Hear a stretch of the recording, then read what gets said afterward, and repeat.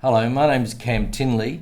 I'm from the No Mandatory Vaccination Party, obviously speaking about the upcoming election. Unfortunately, the No Mandatory Vaccination Party won't be appearing on any ballot papers. That's because the Electoral Commission has taken so long to process our application that we passed the deadline. So we'll be running as independents here in WA. We wanted to run in every seat in the country.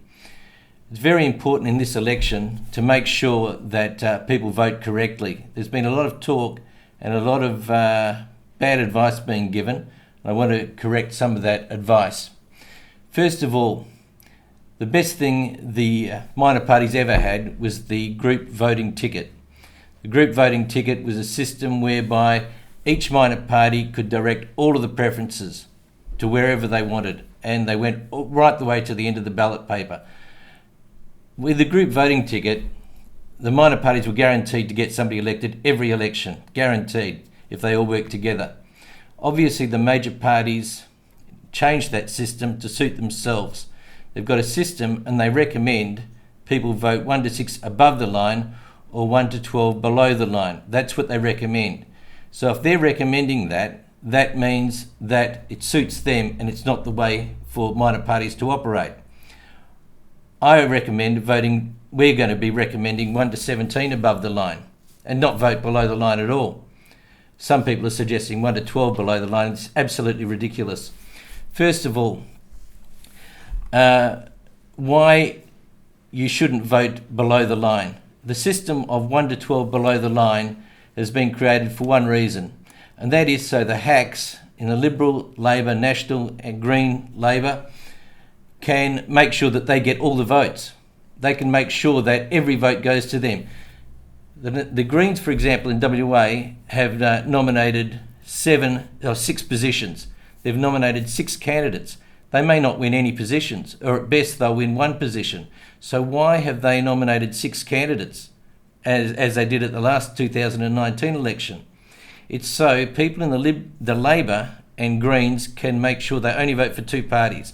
They want to vote for the 6 Green candidates and then the 6 Labor candidates, or the other way around.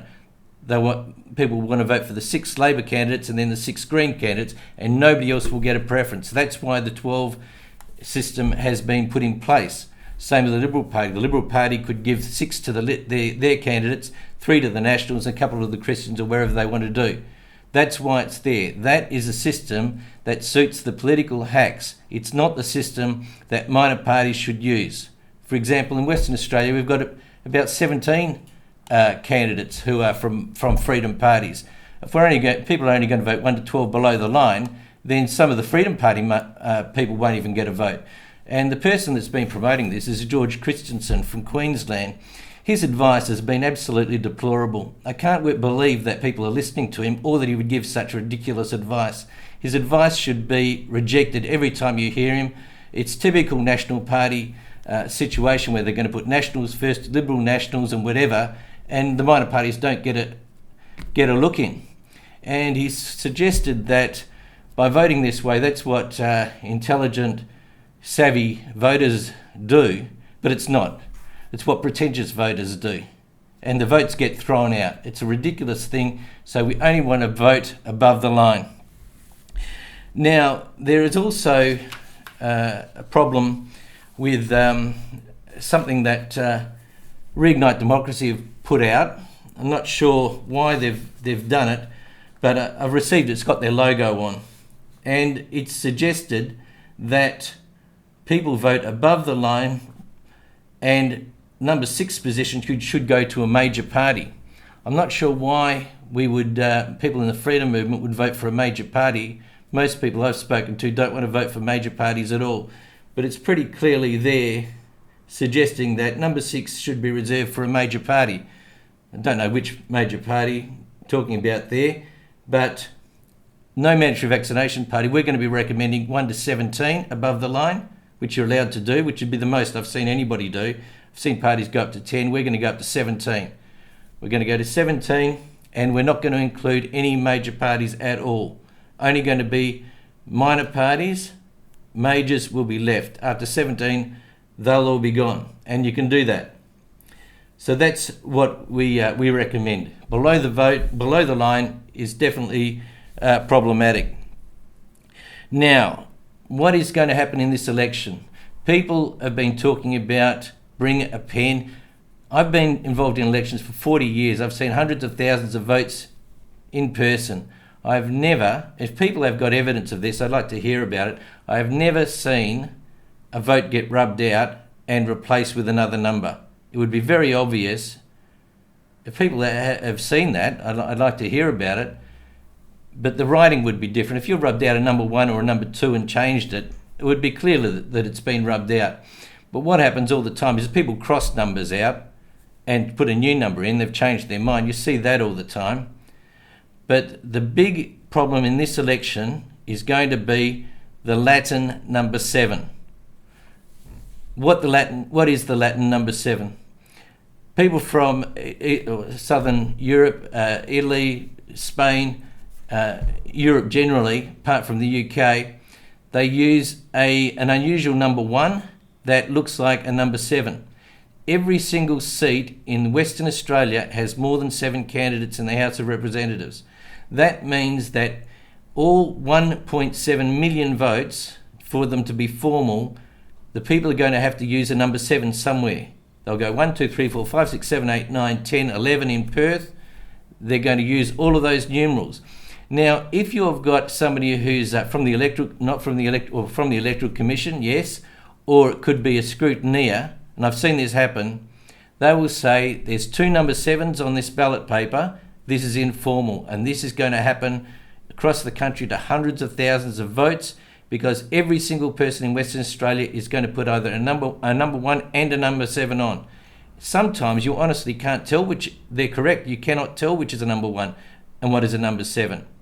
So this is enough to really swing a lot of seats, and it can change things significantly. And we've never seen this situation before, because so many freedom parties have nominated, record number by far, the most in the country is here in WA, and all of those votes are going to be up for scrutiny. So my recommendation, and this needs to get out there, is to just have one vertical line for a number 1, and if you put a number 7, put a cross through it. Now the how to vote that Monica or the Reignite Democracy have put out definitely has a number 1 that looks like a number 7, and they are going to be a big problem. And if you vote below the line, they're going to say a number 11 is a number 77. They don't care. I've seen it happen in elections in WA before the current Electoral Commission here in WA. A lot of ridiculous things used to happen in elections, and I've seen blatant cheating going back 25 years. Well, no, 35 years I've seen blatant cheating. And I'll go through some of that cheating that people need to be aware of. First of all, don't write any comments on your ballot paper. I saw votes by the hundreds thrown out when people would write "Go Pauline" or "Yes Pauline" or something like that. The Electoral Commission would say this voter is identifying themselves. And I'm saying, what, you reckon we've got hundreds of Pauline Hansons live in this electorate? They say the name's on it, that's an informal vote. So don't write anything on it. Don't put diagrams on it, whatever they are. And obviously people put some pretty crude things on the ballot paper, they get thrown out. People might get a bit of a chuckle when they're counting the vote, but your vote gets thrown out. That's a massive problem. And I'll just talk about examples of the most blatant cheating I've seen, and it was in federal elections in the electorate of Stirling, which historically was the most marginal seat in the country. Whoever won Stirling won the election, but they used to concentrate because it was always line ball, 51-49, that sort of thing.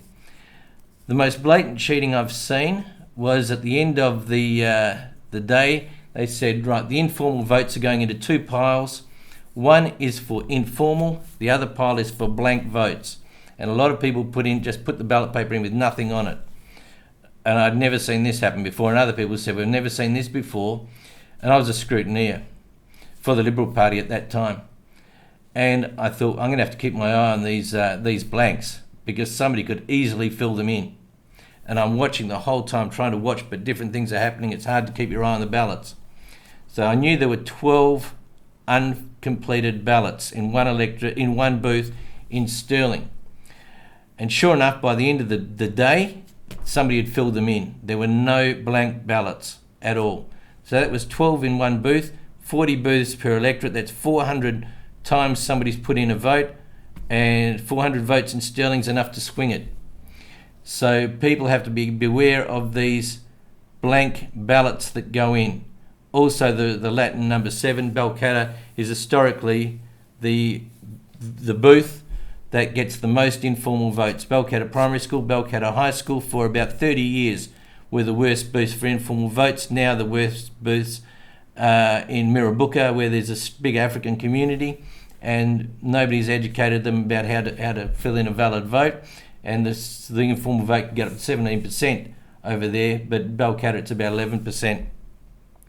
The worst case, and people have to be careful of this because you can get set up, any breaches of the Electoral Act, serious, heavy penalties. That's why I don't think people rub numbers out and put new ones in. That would be an incredibly harsh jail sentence. It's much easier just to say that's a number 1 or that's a number 7. That's the way they do it. But the way I got set up was this situation. I was at Doubleview Primary School in Stirling, and I was scrutineer. I was inside the booth, and the chief returning officer of that booth said, can we have a scrutineer from the Liberal Party? We've got a blind person who wants to vote. I said, oh, well, that'd be me. I'm the scrutineer. I've never seen this happen before, but the guy came in with his cane and he said, right, here's my ballot paper. I want you to fill it out for me. I'm blind. I said, okay, here we go. He said, number 4, there were only 4 candidates, Liberal, Labor, Australian Democrats and Greens, from memory. Anyway, he said the 4th position, start at the bottom, 4th, Greens. That's a good start. Yep, we'll put Greens 4. 3, Democrats. Yep, that's pretty predictable. And then he said number 2, Liberal. I thought, hang on, he's asked for a Liberal scrutineer. He's putting 2 Liberal, so therefore Labor will get the vote. So I've done what he's asked. I put a 2 for Liberal. When I put the 2 for Liberal, he's just turned around and bolted. He wasn't blind at all. He's run out of the place so he wouldn't get caught. It was a complete setup. If I had have not done what he was told, I would have been in breach, and it was a setup to get me into some pretty serious trouble. That's the sort of thing that can happen. It's the worst case I've had, because I think that was pretty much directed at me, and that is the sort of thing that can happen. So it's very important that people get used to act as scrutineers. You can see the way it works, you can see the rules, you can see the things that happen. A lot of people giving advice, I'm sure they've never been a scrutineer. I've been a scrutineer for 40 years. I'm sure a lot of the people giving advice have never seen a vote apart from their own in their life. So they're in no position to give any advice whatsoever.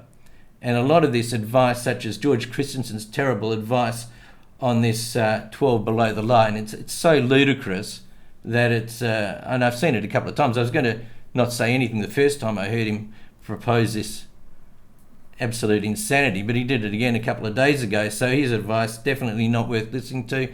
Anybody that doesn't know what they're talking about is not worth listening to either. So my recommendation is above the line. We shouldn't even mention below the line, all above the line, and go as far as you can without including the major parties.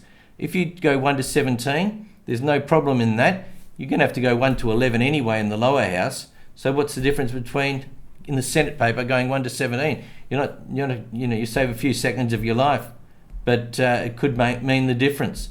And every vote is going to count. For example, if you vote, just say you voted GAP 1, then number 1 on the ticket, Rod Cullerton would get a number 1. I can't remember who was number 2, Sheila, somebody. I'm sorry, Sheila, if I forgot your name. I think that's the name. She would automatically get the number 2.